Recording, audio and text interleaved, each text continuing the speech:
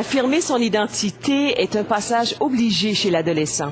Quand cet adolescent est francophone et qu'il vit en milieu minoritaire, cette crise peut avoir une connotation linguistique. Daniel Fontaine de la Saskatchewan a vécu cette période de questionnement. Il est passé à 2 doigts de l'assimilation. Il m'a raconté ce qu'il a fait pour se réapproprier sa langue.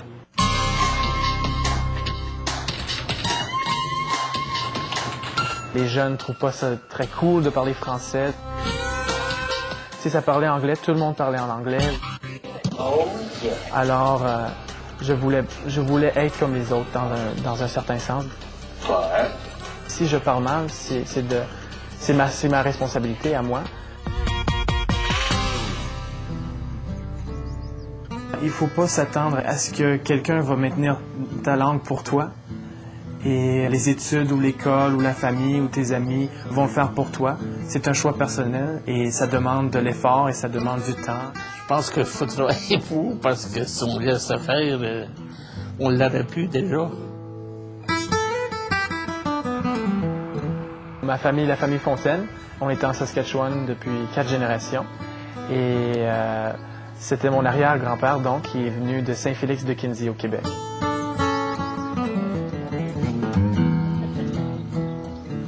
Mes grands-parents sont très francophones, tiennent beaucoup à la langue.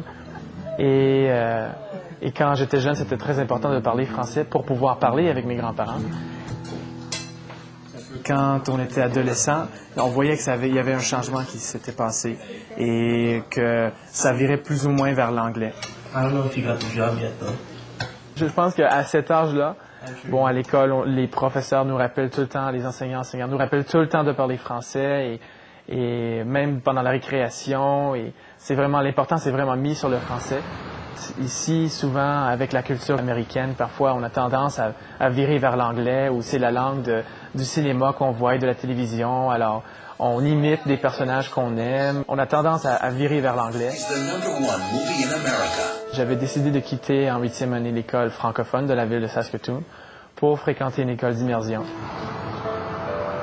Je quittais la petite famille que j'avais avec mes camarades de classe à l'école francophone pour aller chercher quelque chose de plus grand.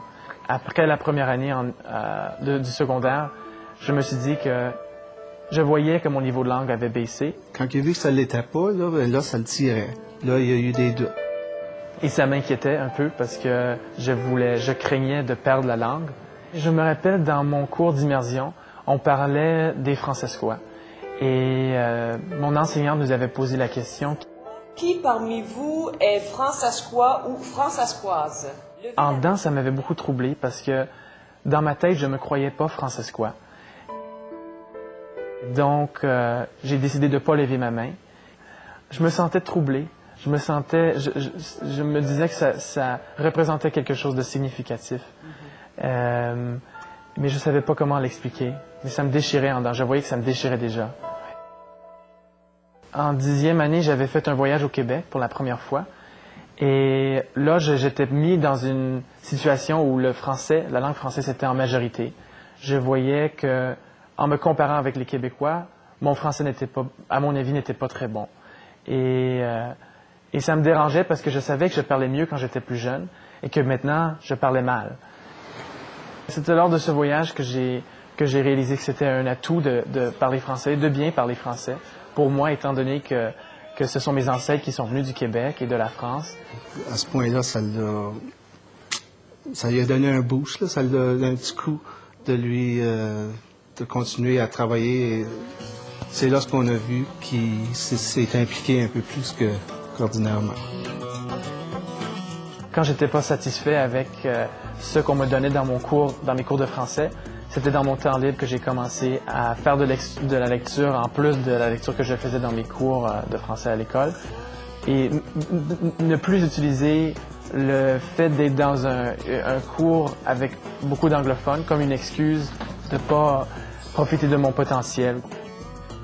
Ce prix veut souligner les efforts des personnes qui ont appris ou réappris à parler, à lire et à écrire en français. Il me fait donc grand plaisir ce soir de présenter ce prix à M. Daniel Fontaine. Je voyais ça comme un peu la cerise ou le glaçage du gâteau. Un peu comme que c'était officiel, que ça valait la peine, qu'il y avait quelqu'un qui a reconnu mon effort et que mes efforts valaient toutes les émotions et toutes les expériences et toutes les difficultés que j'ai vécues pendant ma transition. Oh, I'm extremely proud. Yeah, of his, I think mostly of his passion for the. Je suis extrêmement fière de sa passion pour l'héritage francophone et la langue française. C'est admirable qu'il travaille aussi fort et qu'il réussisse si bien. And succeeding and doing quite well. À quel moment tu as été le plus fier? C'était pendant le Francofièvre. Bienvenue tout le monde à la Francofièvre! C'était le plus grand spectacle francophone en Saskatchewan depuis les débuts. Et puis là, je voyais toute l'énergie qui se trouvait dans la salle.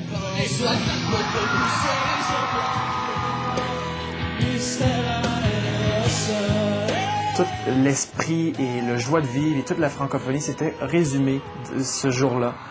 Quand se fait inviter pour un party en Saskatchewan, on le sait que ça va brasser! Et moi, j'étais fier d'être parmi ce groupe-là et de montrer que ça, c'est moi, ça, c'est ma culture à moi, ça, c'est un peu comme tout le travail a valu la peine pour voir un peu ça, c'était en quelque sorte ma récompense.